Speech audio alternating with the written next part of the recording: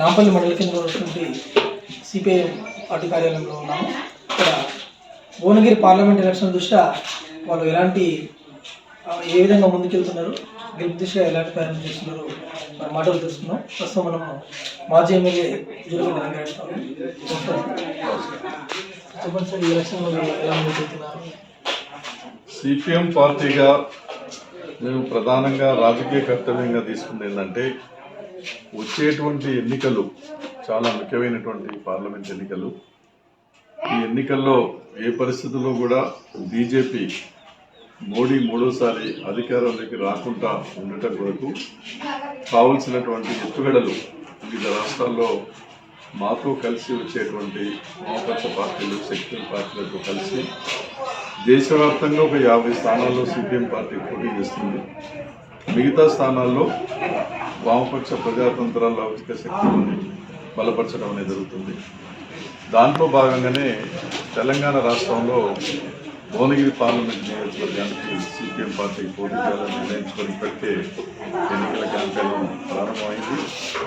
మా candidate comrade Jahangir 19వ తారీఖు నాడు నామినేషన్ కూడా వేల సంఖ్యలో కార్యకర్తలతో వేయడం అనేది జరుగుతాం. ఈ ఎన్నికల్లో ప్రధానంగా మేము ప్రజలకు, ఓటర్స్కు విజ్ఞప్తి చేసేది ఏంటంటే, అన్ని ఎన్నికల కంటే కూడా చాలా ముఖ్యమైనటువంటి ఎన్నికలు. ప్రజలందరి భవిష్యత్తు కూడా ఈ ఎన్నికల్లో గెలిచేటువంటి వాళ్ళు పార్లమెంటు తర్వాత అక్కడ తీసుకున్న నిర్ణయాలపైనే ఆధారపడి ఉంటుంది. కాబట్టి ప్రతి ఒక్కరు ఆలోచించాలి, ఓటింగ్లో పాల్గొనాలి. 10 సంవత్సరాల కాలం నుండి కేంద్రంలో మోడీ నాయకత్వంలో ఉన్నటువంటి ప్రభుత్వం అన్ని వైపులా ప్రజల యొక్క సంపదని ధ్వంసం చేయడం అనేది జరిగింది. పన్నుల మీద పన్నులు వేశారు, అప్పుల మీద అప్పులు తీసుకొచ్చారు, ఉన్న ఆస్తులు మొత్తం కూడా అమ్మేశారు. కేవలం వేళ్ల మీద లెక్క పెట్టేటువంటి 4-5 బడా కార్పొరేట్ సెక్టర్కి భూమి సంపద మొత్తం కూడా కొల్లగొట్టి వాళ్ళ చేతిలో పెట్టడం అనేది జరుగుతూ వచ్చింది.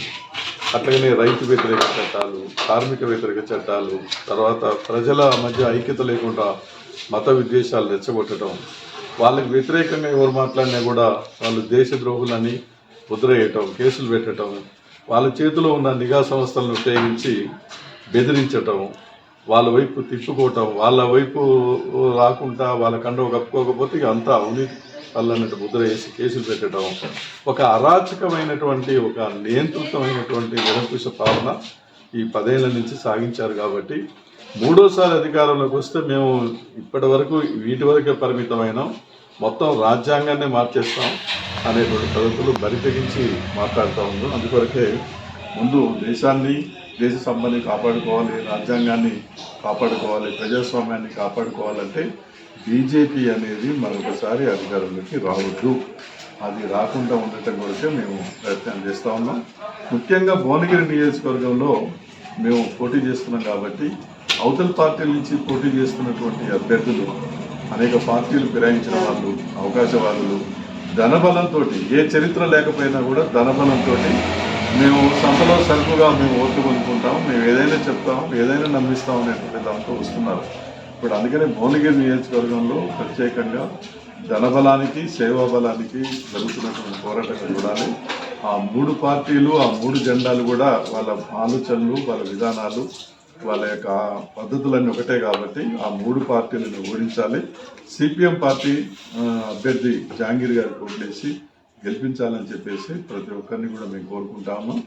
ఇతన్ని గెలవటం వల్ల ఈ నియోజకవర్గంలో ఉన్నటువంటి పెండింగ్ సమస్యలు, అది త్రాగునీరు, తర్వాత ఏంటంటే సాగునీటికి సంబంధించిన ప్రాజెక్టులు కానీ, మూసి ప్రక్షాళన కానీ, నిరుద్యోగ సమస్య కానీ, అట్లాగనే పేదవాళ్ళకి ఇళ్ల స్థలాలు కానీ, రైతుల సమస్యలు కానీ, ఇవన్నీ కూడా పరిష్కారం కావటానికి మా పార్టీ తర్వాత జహాంగీరు గట్టిగా ఫైట్ చేసి ప్రజల గొంతుకగా ఆ రకంగా ఏంటంటే వానిపించడానికి అవకాశం ఉంటుంది. కాబట్టి అవకాశవాదుల్ని ఓడించండి, ధనబలంతో ఎన్నికల్లో వచ్చే వాళ్ళకు బుద్ధి చెప్పండి, పార్టీలు ఫిరాయించే వాళ్ళకు బుద్ధి చెప్పండి, నీతిగా నిజాయితీగా ప్రజల కొరకు నిత్యం సేవలు చేస్తూ పోరాడేటువంటి ప్రజానాయకుడిని కామ్రేడ్ జహాంగీర్ని గెలిపించాలని చెప్పి ప్రతి ఒక్కరికి విజ్ఞప్తి చేస్తున్నాం.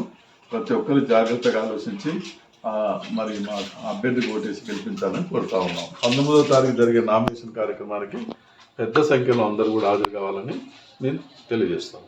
Thank you